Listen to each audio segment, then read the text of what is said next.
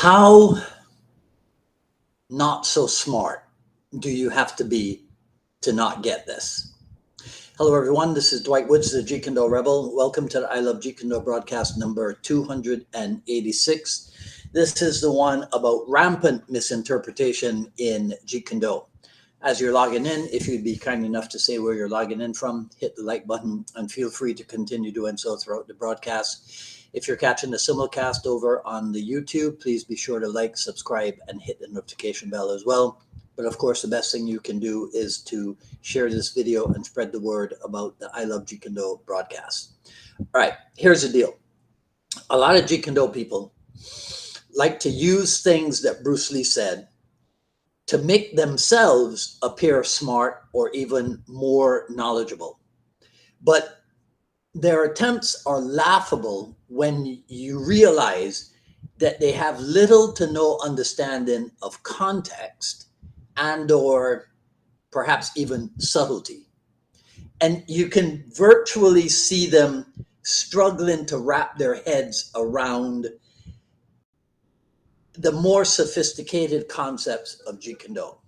So I present for your edification the daily decrease idea, daily decrease principle, daily decrease concept, whatever you want to call it.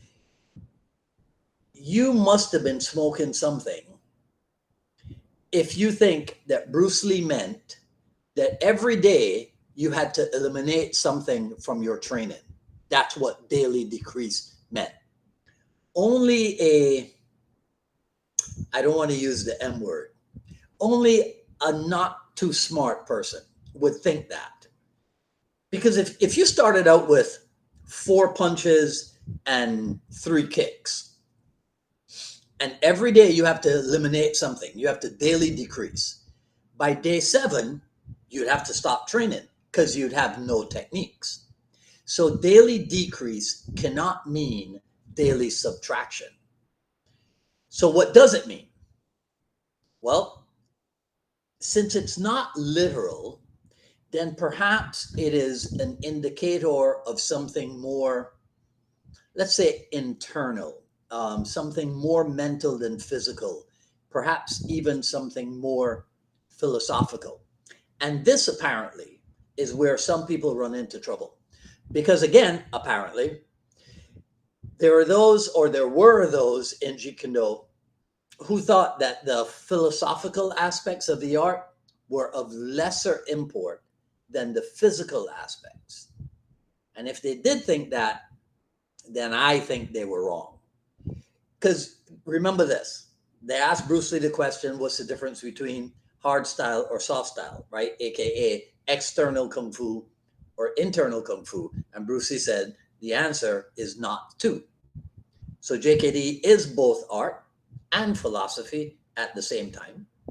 In fact, I dare say it is an art that is guided by its philosophies, or even as some have described it, Jeet Kune is philosophy in action.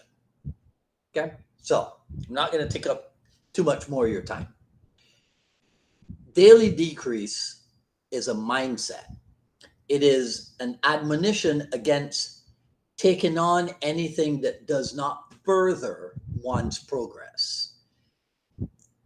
If you think of context, Bruce Lee wrote this type of stuff in an era when in the classical arts, in the traditional arts, it was de rigueur to add on stuff as you went through the ranks. So at white belt, there's the white belt kata, there's the white belt basic techniques, there's the white belt 3-step sparring or what have you. At yellow belt, you add on, you add another kata, maybe you add some more techniques, and maybe you add more different 3-step sparring sequences. Bruce Lee set up JKD as a counter response to this type of idea because he was smart enough to realize that even in the classical arts, by the time you reach, say, brown belt level, you weren't learning any new techniques, maybe even before brown belt level. You weren't learning any new techniques. What you were probably learning is new technique sequences. And Bruce Lee had already determined that true art and true knowledge was not found in different technique sequences. So his approach was more along the lines of garnering a few solid high percentage techniques, and then you work to refine them to the point where your technical execution, your physical execution is as close to flawless, as close as possible to flawless. And this is not something that you can achieve on the physical level if your mind is full of the clutter of adding more and more techniques to your repertoire. So here are some final points for your consideration. Bruce Lee started his martial arts training with Chinese Kung Fu, yes? By the time he transitioned, he had moved way beyond that, correct? So did he do that? Did he move beyond Chinese martial arts by eliminating stuff or by adding to a certain degree, by adding in a certain way?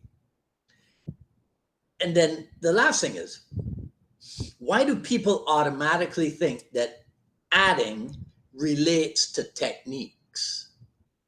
They don't seem to realize that you might come across a different strategy, or you might come across a different training method from somewhere else, and you might add that to your JKD training.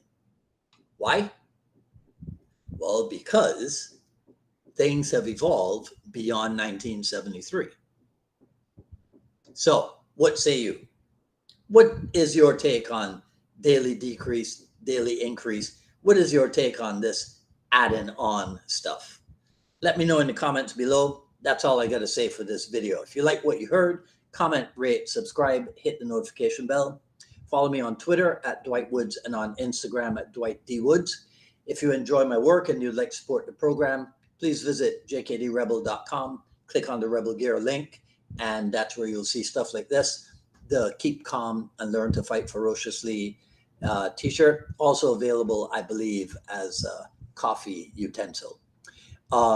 Over on the Jeet Kune Dialogues YouTube channel, you can become a paid subscriber over there. Click on the join link and you'll see the different perks that are available at the different levels. And last but not least, at paypal.me/UnifiedMA Miami, the Jeet Kune Journey Volume 1 is available. paypal.me/UnifiedMA Miami. On Friday at, we got to start early because he's a busy guy and he's got class at 6 p.m. So at 4:30 p.m., let's see who's here. Mick Tully. Okay, Mick, Terry, let Mark Black know. We got to start at 9:30 your time, right? So 4:30 Eastern time. We're going to be talking with Mark Mills of Columbia Martial Arts. Mark is a longtime friend of mine. He was here in Miami for on vacation, right? So he wasn't able to hook up with me, so to speak. So we're going to do that on Friday at 4:30 p.m. So come back and see us then, right? Okay, so let me know what you guys think, right? Until the next episode, this is Dwight Woods, the Jeet Kune Rebel, signing off. You guys enjoy the rest of your evening. Be safe. Talk soon. Take care.